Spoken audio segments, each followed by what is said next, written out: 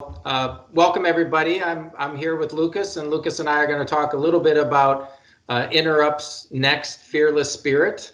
Talk to you a little bit about Toledo Spirits and Interrupt. We've had this partnership for 4 years now, and it really started when we took a tasting tour over at Toledo Spirits downtown Toledo. We took a client there, and Lucas and his team was telling us all about, how they distilled spirits and what they put in and what they took out, and the pure essence came out, and it was really an art and a science form.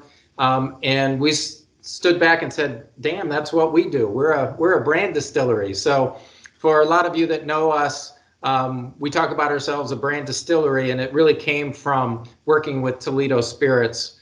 And we've done so far with them, we've done a vodka, which was when we did our brand relaunch. We've done a whiskey that is just amazing. Last year, we stretched ourselves and were a little edgy, and we did a moonshine set. And this year, we're talking about the gin. So, Lucas, why don't you tell us a little bit about Toledo Spirits and a little bit about yourself, and then we'll get into talking about this year's spirit. Awesome. Yeah, I am. I'm Lukas Kummer. I am the head distiller here at Toledo Spirits. We've been around since 2013. We kind of looked at especially back then, looked at the craft spirit scene, looked at the spirit scene, and said that there was room for somebody with innovative ideas who wanted to do things in a different but very measured and respectful of tradition type of way. And so we've created a number of spirits in that vein. We've got about 8 that we're working on currently. There are about 6 that have been currently released. And this gin here is one of my favorite things that we make, because starting out going into it, I was not a gin guy, and so we looked at gin. I thought, why don't I like gin? What do I like about gin?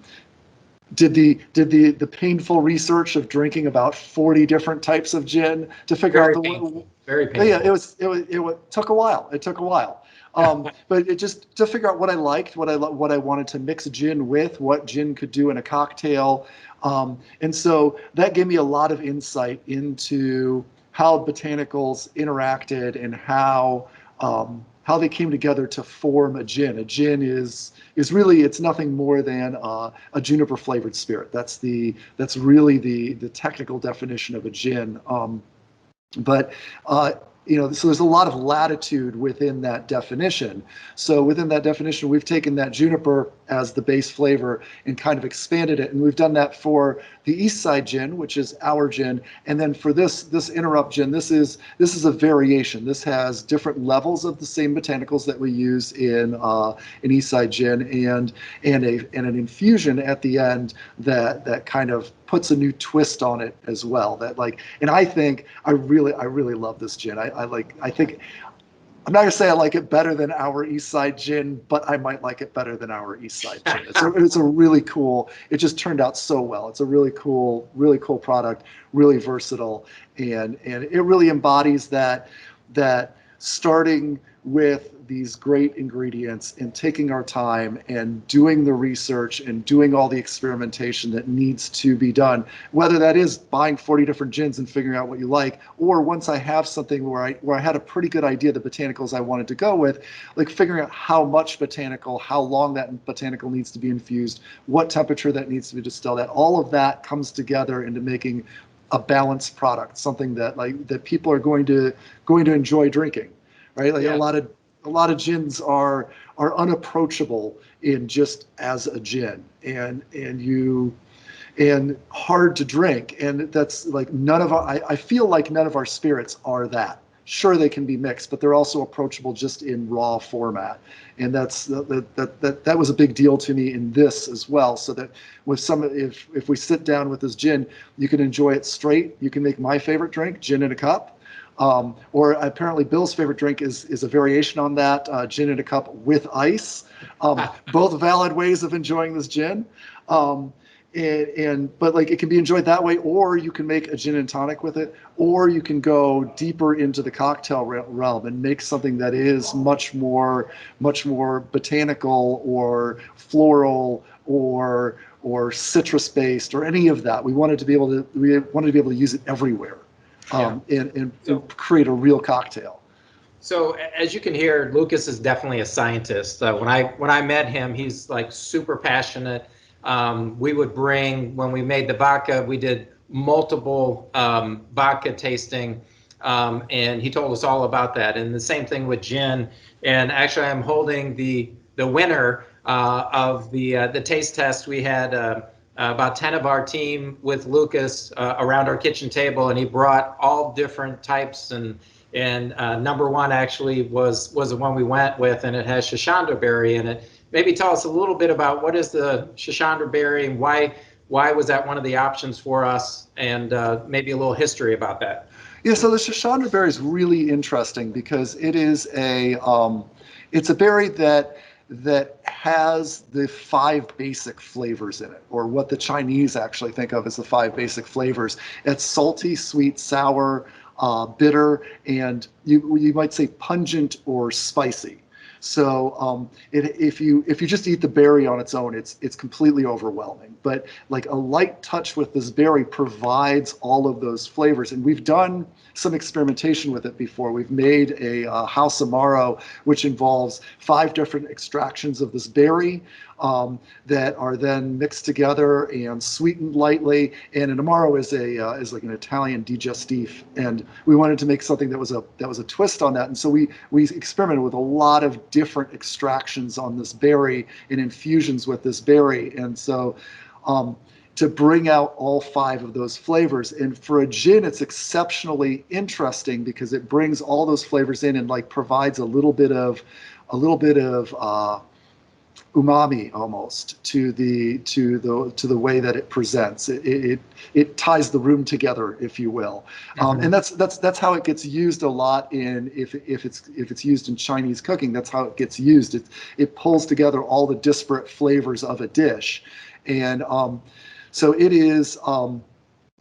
It's really interesting from that aspect. It's been used for centuries in Chinese cooking. I think it was only in the 1800s when it came to Western cooking, and the name is actually like not even a Chinese. It sounds sort of exotic, but it's actually a Greek sort of pastiche of splitting man, I believe, is what it comes down to, because it has to do with the structure of the flower stamens or something like that. So though the name sounds Chinese and maybe exotic, it's not actually. It's somebody, when they were classifying it, was looking at the flower, and that's how it got classified.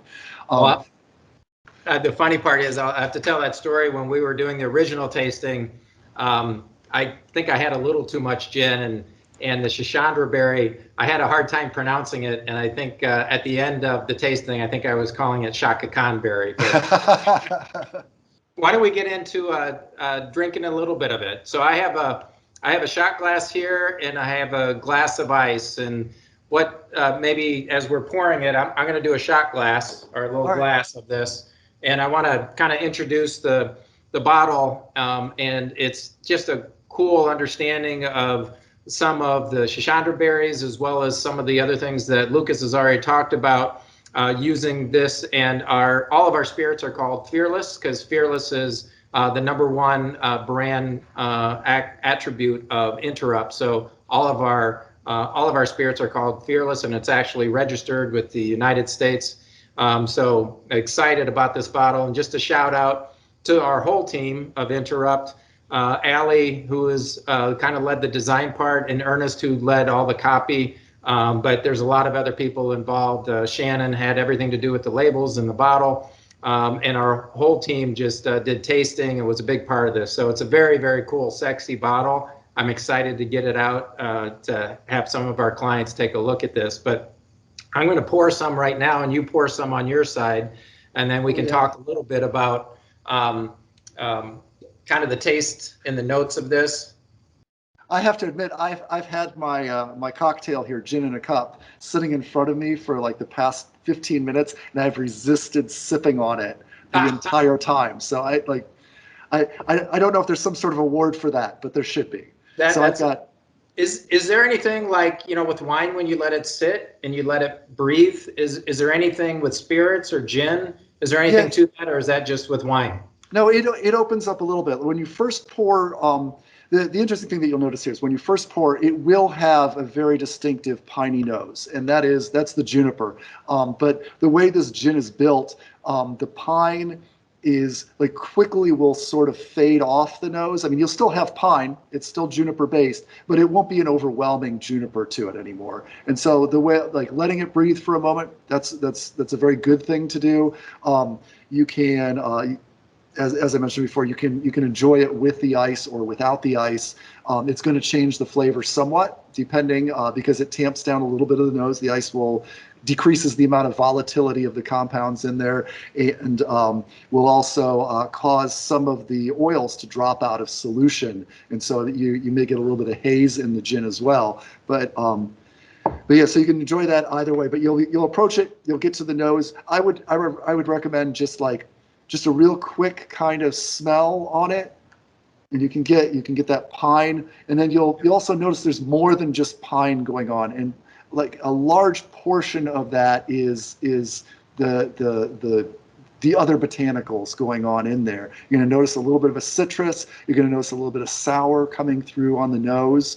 And that's another reason these berries complemented this so well, because this Eastside Gin on its own has a great long citrus finish. We use lemon and balm and lemon verbena in there. We kind of amped that up a little bit for the Fearless Gin because we were adding the Schisandra berries in there, and that created a nice counterpoint, or a nice addition to the way that the citrus was already working. The sour notes came in and really worked really well. And then the salty aspect also changes the way anything that has even imperceptible amounts of salt in it actually enhances any flavor. And you can test this out just by make a cup of coffee and add literally 2 or 3 grains of salt to it and taste it. It will change the flavor of the coffee. You won't taste any salt, but the flavor of the coffee will change. And it's just the way your taste buds work. And the whole thing, taste buds are just chemical receptors. If you change the chemistry of what's going on their surface, then it will change the flavor of what's going on. And salt's really good for that because it ionizes in water, and that makes it really easy to change that chemistry. But yeah, so we're looking for that pine. We're looking for some botanical, some vegetal kind of smell in there, and you're looking for that citrus, a little bit of sour coming in to make it feel a little bit fuller, makes it a little fuller, a little rounder. Okay. Well, cheers. Cheers. Cheers. So do I take the whole thing or just sip it? I would sip it. I like it. The nice thing to do, kind of get a small sip in, kind of almost chew on it, have it in your mouth for a moment. Roll it through there, and then kind of exhale a little bit. Try not to shoot too much of that through your nose because it's still 90 proof. So there's gonna be an alcohol burn to it, but it's not going to be an unmitigated alcohol burn. The interesting thing to me is that you kind of approach it. The very first thing you get is that sour from the berry. That's the kind of the first approach. But then you get sort of a woodiness that underpins it, a little bit of a dark woodiness.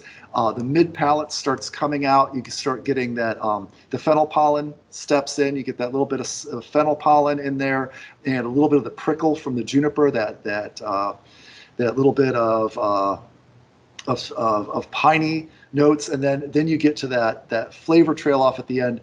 But in there, you get a little bit more of the spice. The spice amps up that juniper. It feels a little bit like a Szechuan peppercorn. You also get that citrus. You get that little bit of bitter also that hangs on there at the end. There's just a little bit that kind of remains along. It's more like a lemon peel than just straight up citrus.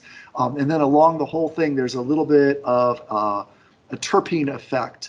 And not like a turpentine, but a little bit of, and that comes from the cardamom. The cardamom has 3 different main terpenes in it. It's a resinous kind of quality to it, and that's what kind of holds it all together. Keeps the front of the palate and the back of the palate kind of centered. when you're tasting it. And like you can go back to it a few times, like give it, short sips, long sips, larger and smaller, but roll that around a little bit. And you can kind of feel like there's a beginning, there's a middle, and there's an end palate to it. And it changes as it crosses. And as that alcohol evaporates, it also changes. Like some of those flavor constituents and oils will stay on your tongue while the alcohol evaporates or disappears. Yeah, it is interesting. As you were talking, it was going through those stages in my mouth as you were talking. So tell us a little bit about, tell us a couple cocktails that you would make with something with this palate.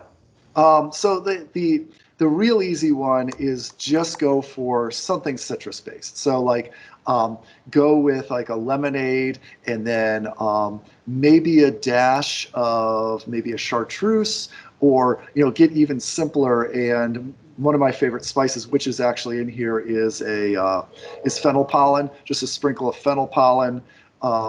Maybe throw just a nudge of something else like a hyssop at it, or a mint sprig, or rosemary that's been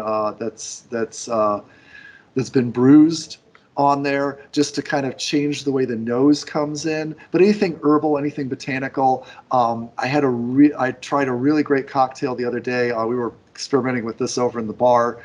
And it made something with creme de violette. And creme de violette is on its own, it's cloying, it's sweet, it's super floral, but just a touch of that, and all of a sudden the whole thing kind of goes to the floral end of things. Now you're picking up all the floral characteristics. Like the fennel pollen isn't so much licorice and carrots as it is honeyed.